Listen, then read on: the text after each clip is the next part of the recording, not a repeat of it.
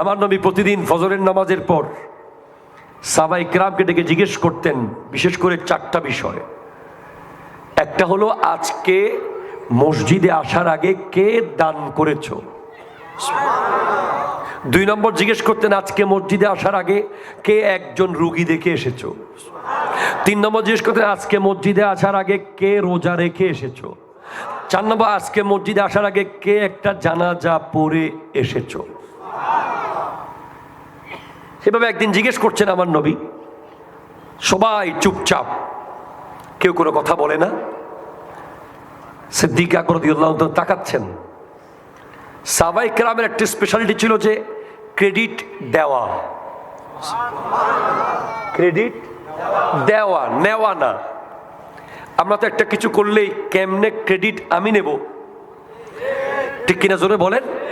আর বেটা আমি করছি, আমি দিছি, আমি বলছি, আমার দ্বারা হইছে, কোনো মতে একটু সম্পর্ক থাকলে আমি তা কেমনে নিয়ে আসবো, এই কাজ করি, ঠিক কিনা জোরে বলেন তো? কিন্তু সাহাবায়ে কেরাম সেটা করতেন না। ওনারা চাইতেন যে ক্রেডিট দিতে।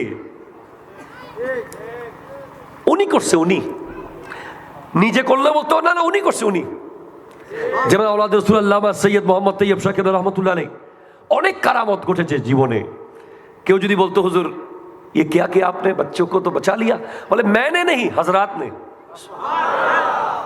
ताज হুজুর কেবলা সব সময় কোন একটা দোয়া চাইলে যদি ফলে যায়, बोले हुजूर आपने दुआ किया, काम तो हो गया, बोले मैंने नहीं, हजरात ने किया।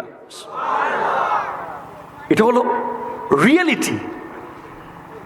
তো সিদ্দিক আকবর রাদিয়াল্লাহু তাআলা তাকিয়ে আছেন, কেউ আসছে কিনা, কেউ বলে কিনা। দেখে কেউ কিছু বলছে না, তখন উনি দাঁড়িয়ে বলছেন, ইয়া রাসূলুল্লাহ, আমি মসজিদে আসার আগে একজন অসহায় আমার ঘরের দুয়ারে খাবারের জন্য হাত পেতেছে, আমি আমার সন্তানের হাত থেকে খাবার নিয়ে তার হাতে দিয়ে এসেছি। বলে আসার সময় আব্দুর রহমান ইবনে আউফ রাদিয়াল্লাহু তাআলা অসুস্থ শুনেছি, আমি তাকে ঘরে গিয়ে দেখে এসেছি। বলে সেহরি কে করেছো? ইয়া রাসূলুল্লাহ, আমি আসার সময় আজকে রোজা রেখে এসেছি।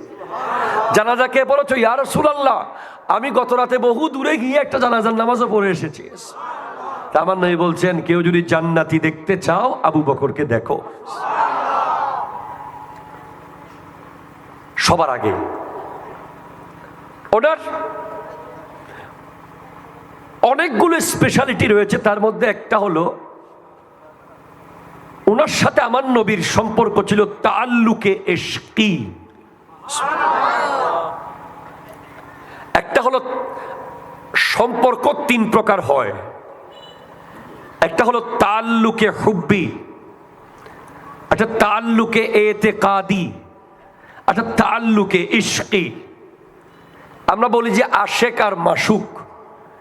আমি আশেক, আমি নবীর আশেক, আমরা যে বলি, আসলে আশেক জিনিসটা কেমন, আশেক কেমন হতে হয়, কেউ যদি দেখতে চায় সে যেন সিদ্দিক আকবরকে দেখে।